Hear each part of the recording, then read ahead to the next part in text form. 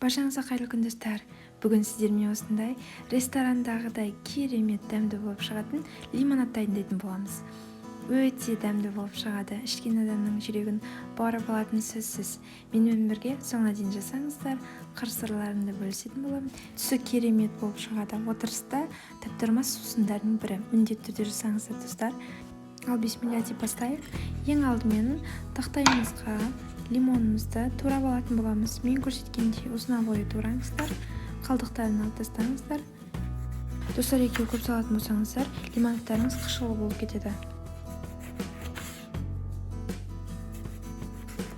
Турап болған соң тәрелкемізге салып қоямыз.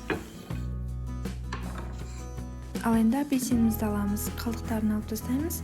Мен көрсеткендей ұзына бойы турап кесіңіздер. Домалақ етіп кесіңіздер, сонда вазаның сыртынан өте әдемі болып көрініп тұрады.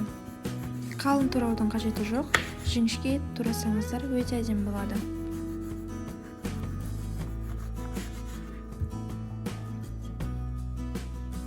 Ал енді достар, жалбыз қосатын боламыз, яғни орысшасы мята, көбісі мята десе түсінеді ғой. Осылай жапырақтарын алып, алдын ала тәрелкемізге салып дайындап қоямыз.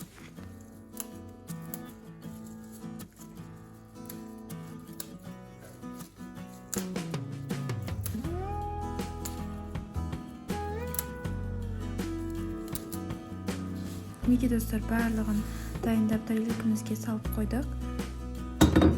Енді графинімізді алып, бір-бірлеп салатын боламыз. Ең алдымен жалбызды салатын боламыз, яғни мятаны салатын боламыз.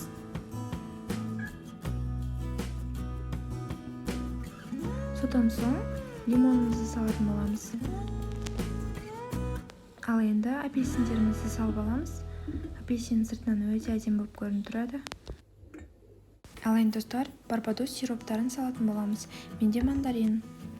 Бұның түр-түрлісі бар. Жүзімдік, құлпынай, арбуз, мохито. Маған осы ұнайды. Осылай мен көз мөлшерімен құямын, яғни бір қасықтай. Егер аз болып қалған жағдайда тағы да үстінен құюға болады. Ал енді фантаны құятын боламыз. Мен көз мөлшерімен бір стакан фанта құйдым, яғни 200 грамм немесе 250 грамм. Ал енді достар, сарыағаш немесе әлек сарыағашты құюға болады.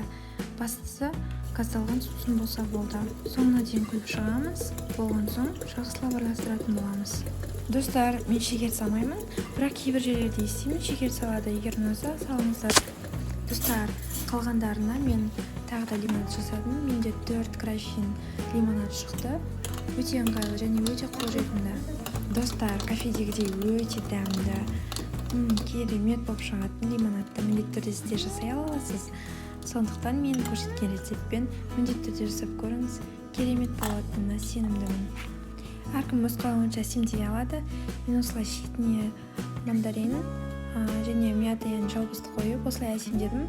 Өте әдемі көрінеді. Балаларыңызда үй ішіңізде өте қуана ішетін болады.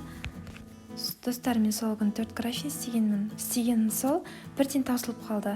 Таусылған кезде жеңше тағы да істеңізші деп сұрап жатыр. Достар, міндетті де істеп көріңіздер, өкінбестер. Өте дәмді болып шығады. Ең бастысы отбасыларыңызға қуаныш сыйлаңыздар. Сіздермен болған Балнор. Менің каналыма тіркеліп, лайк басып, комментарий қалдыруды ұмытпаңыздар. Алда көптеген рецепттермен бөлісетін боламын. Қош сау болыңыздар.